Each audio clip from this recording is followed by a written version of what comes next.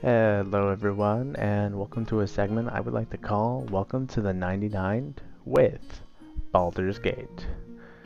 We're going to be talking about brand new cards that are coming out in this set that my decks are going to be really happy to have. So yeah, let's just jump right into it. And before that we jump into the cards that we're excited to see, let's talk about the guests of honor. We got Kenrith, Returned King, Prosper Tome-Bound, Ghired Conclave Exile, which we did do a deck tech over, so you should go check that out. And we have Jinnie Jetmir second. These are the 4 commanders so far that I've seen that are going to have some great additions to them. So let's go see them right now. So starting off with Kenrith, the Returned King, we're going to be talking about the Invoke Adept, Nine Fingers, Jinnie, if that's how you pronounce it, Baldur's Gate, and Basile's Gate. We actually have quite a lot for Kenrith the Returned King, so that's why we're starting off with him.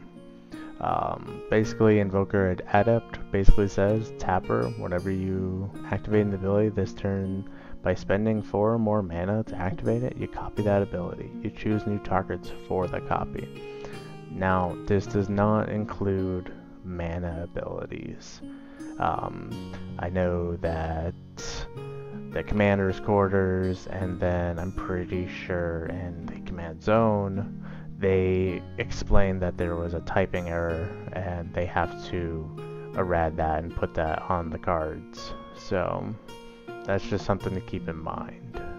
Basically with this we're going to be doubling our Kenrith the Returned King triggers, and the only ones we're going to do is drawing a card or reanimating a creature, which is really good. Because if creatures like Nine Fingers dies, even if they pay the 9 life to, for the ward, we can get this back, and we can definitely get something else back that'll help us get lands, or even just some minor things. So with Nine Fingers, whenever she deals combat damage to a player, you look at the top 9 cards, you may put a gate from among them onto the battlefield. And if you control 9 or more gates, put the rest in your hand, otherwise put the rest in the bottom of your library in a random order.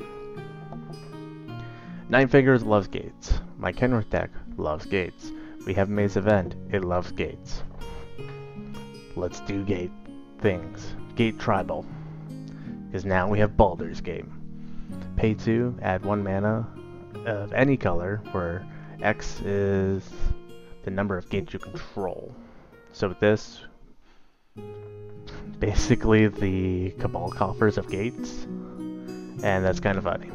So we can definitely be able to do Kenrith triggers a lot easier for drawing cards, and kind of just keeping a steady flow of gaining life as well if we need to. So now we have the Basile's Gate. You pay 2, target creature gets XX until end turn, where X is the number of gates you control. Activate this only as a sorcery. You really don't care about that, it's just another gate. It is pretty nice to buff up your creatures. I've noticed a lot of the cards have been saying activate only as a sorcery, or this only works 1 time a turn, which it's a weird downgrade they've been doing the cards, but I'm not gonna complain. We have gates. So let's go to the next slide for Kenrith the Returned King. I mean, these gates are pretty simple. They enter the battlefield as 1 color, you choose another color, and then next thing you know, they're the dual colors, which is pretty great. It can help do a lot of mana fixing, because we want to kind of do the card draw and do the reanimate and gain alive, or in a situation give all creatures haste and all that when we have the chance. It's just having to keep up with them might be difficult, so we'll probably just throw a portal tree in there just so we say we don't have to worry about it. But I really do like these lands. It kind of helps with certain mana fixing if you really desperately need it. And the last one for Kenrith, we have the Sea Gate, which, like the other ones. Heap Gate, you can pay 1, tap and untap gate you control, create a treasure token. You do have to tap this one, but it's nice that if you're not doing anything, you can easily, just accumulate some treasure tokens.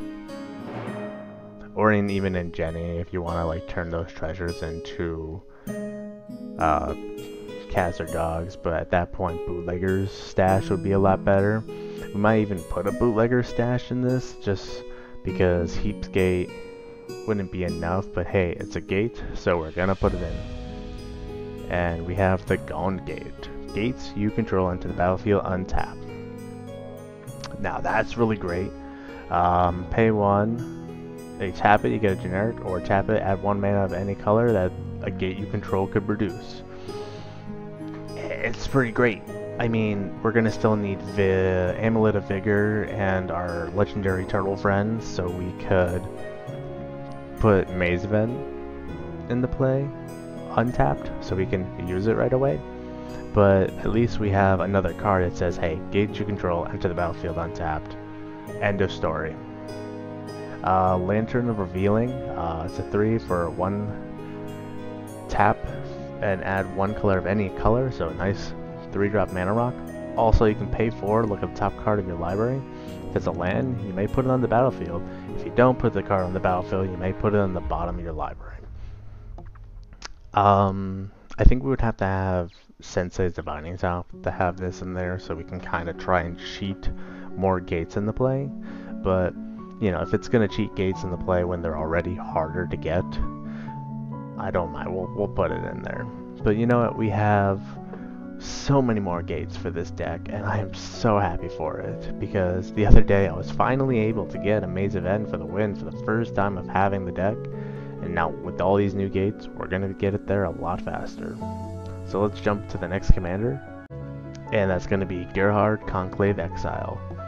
It's my token deck. We did a deck review on it. I'll leave a link in the bottom for you so y'all can go check it out.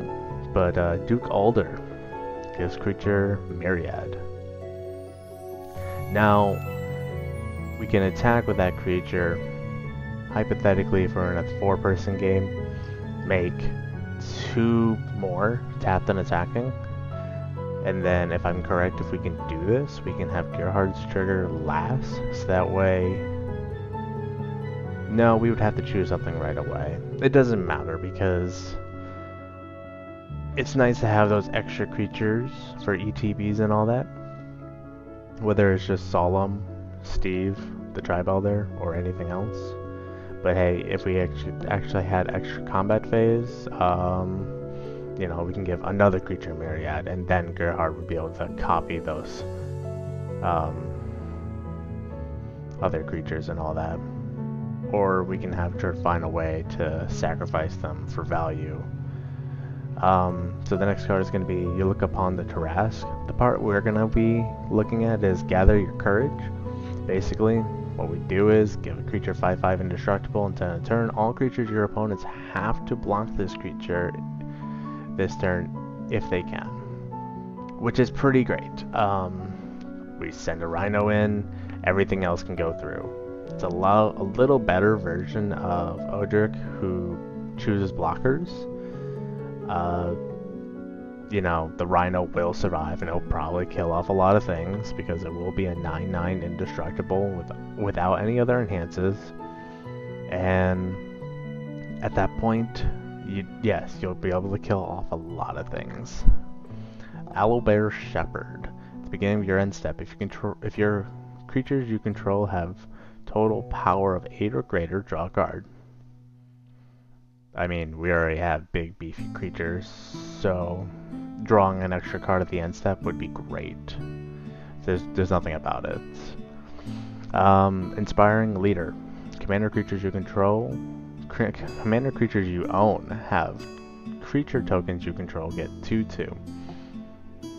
Make our rhinos into 6/6s, or any other creatures that we have that are tokens. Like we have the 1/1 human warrior ones, or 10/10 Eldrazi creature tokens. So we are able to buff them and make them bigger, more of a threat. So we can kind of swing out and, well, win the game. So let's go check out the third commander, and that's going to be Prosper Tome-Bound this time. Mahadi, whatever, the cat devil. At the beginning of your end step, create a treasure for each creature that died this turn. That's great for Prosper, only because Prosper's already trying to make treasures, and we have Reckless Fireweaver in the deck, so we have a lot of ways of making treasure tokens. They'll come into play, and they'll deal 1 damage to all of our opponents. Also, we can try to save up those tokens so we can play things like Wand of Wonder.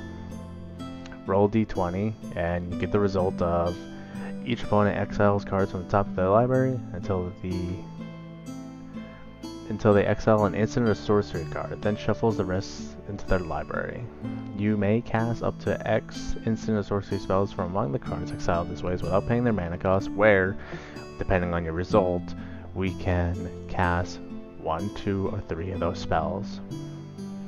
That's really broken, like, especially in Prosper, because if we're not paying their spells and we happen to get like 2 of them, that's 2 extra triggers for treasures. And then goes the Reckless Fireweaver to then whatever we draw, or get the play off our opponents and then ours. And most of mine in my deck, in my Prosper deck, are kill spells and 2 fetches that we can tutor, or 2 tutors we can try to dig for. The Elder Brain. Whenever it attacks, exile cards from a person's hand, they draw the difference from what we take away. We can cast them as though we can spend mana as though we had mana to cast them. It's pretty great. Again, you know, doing what we do, casting stuff from exile. Can't really get more simple than that. And since we're stacking up on treasure tokens hypothetically, casting the Elder Brain would not be hard to do. Let's go check out our last commander, and then we can do a wrap up.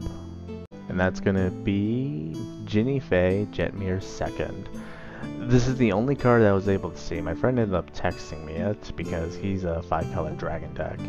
Now, whenever this creature deals combat damage to a player, you roll a d20, you get X 1/1s dragon creature tokens with flying equal to the result of the die roll.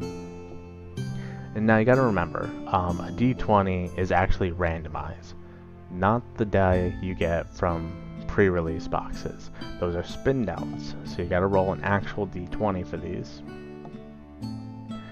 Now Jinnie, obviously she's gonna love it because we're gonna make 3/1 dogs or 2/2 cats with haste. I feel that she really does need this, but at the same time, I feel like it's a little expensive for really late game because it doesn't have haste and we really don't have good ways of giving our creatures haste.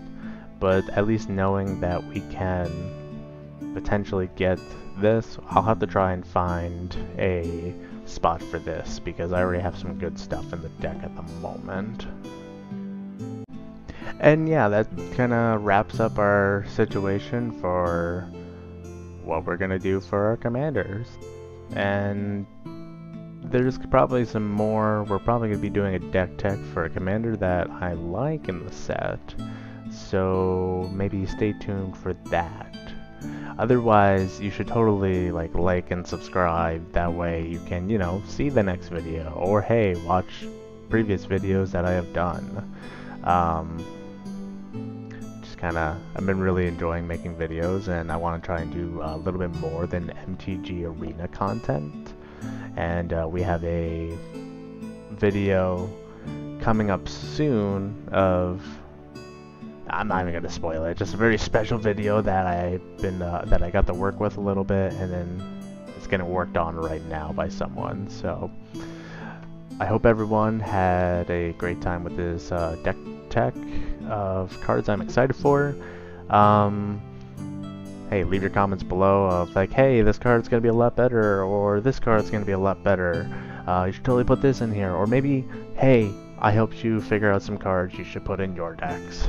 So I hope everyone had a great time, and like always, makes Rat Colony standard legal again, even though we can play it in historic. So yeah, bye bye.